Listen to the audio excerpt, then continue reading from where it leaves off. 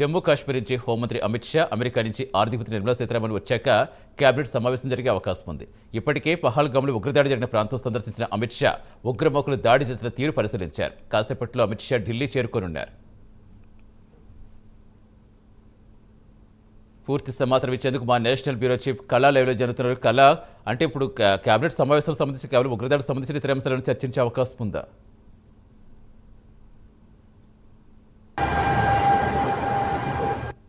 దేశం యావత్తు ప్రపంచం అంతా కూడా దీన్ని తీవ్రంగా ఖండిస్తున్నారు. మరొక వైపు ఉగ్రదాడికి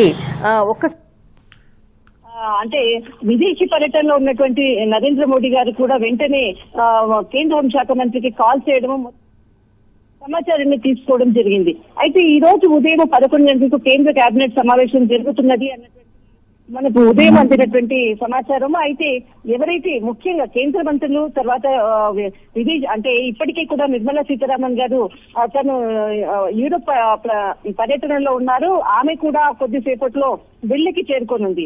అయితే అక్కడ కూడా విదేశీ పర్యటనను సగంలోనే దాన్ని విరమించుకొని వస్తున్నటువంటి పరిస్థితి ఒకవైపు. మరొక వైపు కేంద్ర హోంశాఖ మంత్రి అమిత్ షా ఈ రోజు మార్నింగ్ అంటే రాత్రి రాజ్భవన్ లో అత్యవసర సమావేశాన్ని కాశ్మీర్ ఏదైతే శ్రీనగర్ లో నిర్వహించారో అక్కడి పరిస్థితులను అన్నింటినీ కూడా వెంటనే మొత్తం అంతటి కూడా ఎప్పటికప్పుడు కూడా సమాచారాన్ని ప్రధాని గారికి అందివ్వడం జరిగింది.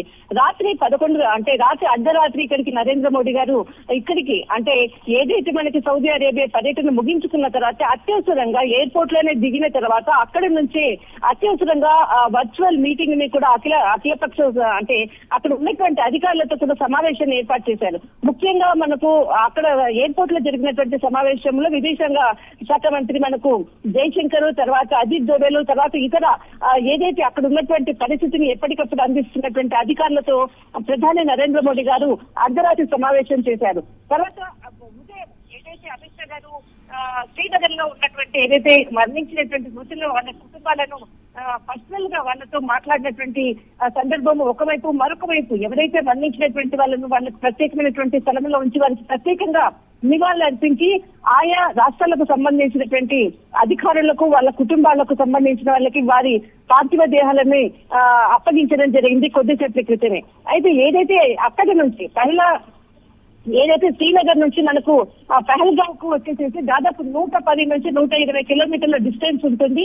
అక్కడికి వెళ్లి ఆ ప్రదేశాన్ని కూడా కొద్దిసేపటి క్రితమే చూడడం జరిగింది.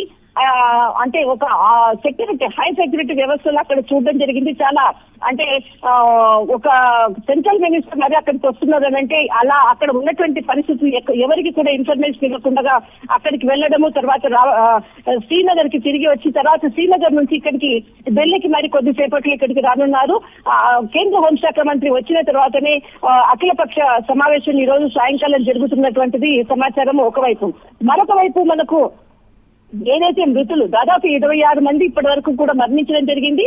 ఈ అంటే 26 మంది కాకుండా మరొక 2 దాదాపు విదేశీయులు, వీరు మనకు ఇరాక్ కు సంబంధించినటువంటి సమాచారం. ఎందుకంటే విదేశానికి సంబంధించినటువంటి డాటా ఎక్కడ కూడా బయటికి చెప్పటం లేదు కరెక్ట్ గా వాళ్ళ నేమ్స్ కు సంబంధించింది. మొత్తం మీద మాత్రం దాదాపు ఇప్పటి వరకు 28 మంది మరణించినట్లుగా ధృవీకరించడం జరిగింది. అయితే ఇక్కడ మనకు తెలంగాణ నుంచి కూడా కొంతమంది పర్యాటకులు, ఇది ఎందుకంటే వేసవి కాలము, చాలా మంది కూడా ఈ కాశ్మీర్ కి వెళ్లాలన్నటువంటి పర్యాటకులు చాలా మంది తెలంగాణ నుంచి కూడా కొంతమంది అక్కడికి విజిట్ చేయడానికి అక్కడ వెళ్ళినట్లు కూడా సమాచారం అందుతుంది. కానీ ఎవరైతే అక్కడికి వెళ్ళినటువంటి వాళ్ళు దాదాపు కొంతమంది చిక్కుకున్నారు, కొంతమంది హోటల్లో ఉన్నారు అన్నటువంటి కొన్ని సమాచారం మాత్రం అందుతుంది. కానీ ఎవరైతే ఇక్కడ మనకి ఢిల్లీ నుంచి ఉన్నటువంటి ఏదైతే తెలంగాణకు సంబంధించినటువంటి ఇన్ఫర్మేషన్ ఉన్నటువంటి సమాచారం ప్రకారంగా వాళ్ళందరూ కూడా చాలా సేఫ్ గా ఉన్నారు. వాళ్ళకి ఎటువంటి ప్రాబ్లం లేదు. వాళ్ళంతా అంటే ఏదైతే పహల్గావ్ కన్నా కూడా వారు వేరే ప్లేస్ లో ఉండడంతో వాళ్ళు కొంత ఈ ఉపద్రవం నుంచి కొంత తప్పించుకున్నారని చెప్పవచ్చు. మొత్తం మీద మాత్రము అక్కడ ఉన్నటువంటి పరిస్థితి అంటే ఈ ఉగ్రదాడికి సంబంధించి పాకిస్తాన్ స్పందించిందా? సతీష్, ఖచ్చితంగా ఈ ఉగ్రం కాదు. ఎందుకంటే ఈ ఉగ్ర దాడి జరిగిన తర్వాత అందరి చూపు పాపం అయితే మళ్ళీ ఎందుకంటే ఈ ఉగ్ర దాడి జరిపింది అంటే పాకిస్తాన్ కి సంబంధించిన వాళ్ళు లష్కర్ ఏ తోయిబాకి సంబంధించినటువంటి వాళ్ళన్నది వాళ్ళ శాఖకు సంబంధించినది నిన్న ప్రకటించడం జరిగింది.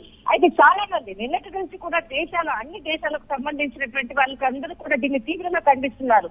అందరూ కూడా ఇది పాకిస్తాన్ కాదు, దీన్ని ఒక టెర్రరిస్ట్ దేశం అని పేరు పెట్టండి అంటూ కూడా సోషల్ మీడియా వేదికగా అందరూ కూడా వారి స్పందన తెలియజేస్తున్నారు.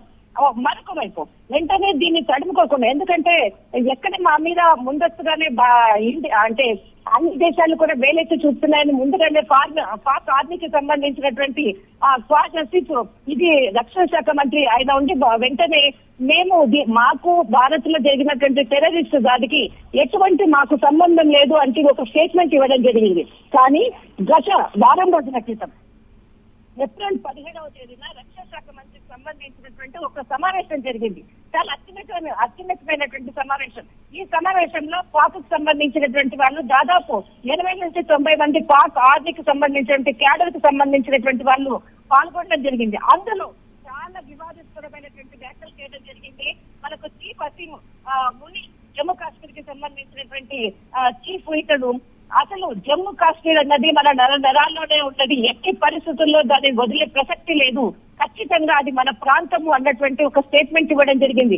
అంతేకాకుండా ఇక్కడ పాపల్లో ఉన్నటువంటి చిన్న పిల్లలకు కూడా ఇది ఖచ్చితంగా నోరు పోయండి అన్నటువంటి ఒక అంటే ఉద్రేకమైనటువంటి ఒక ప్రసంగాన్ని ఏప్రిల్ 17వ తేదీన ఇవ్వడం జరిగింది.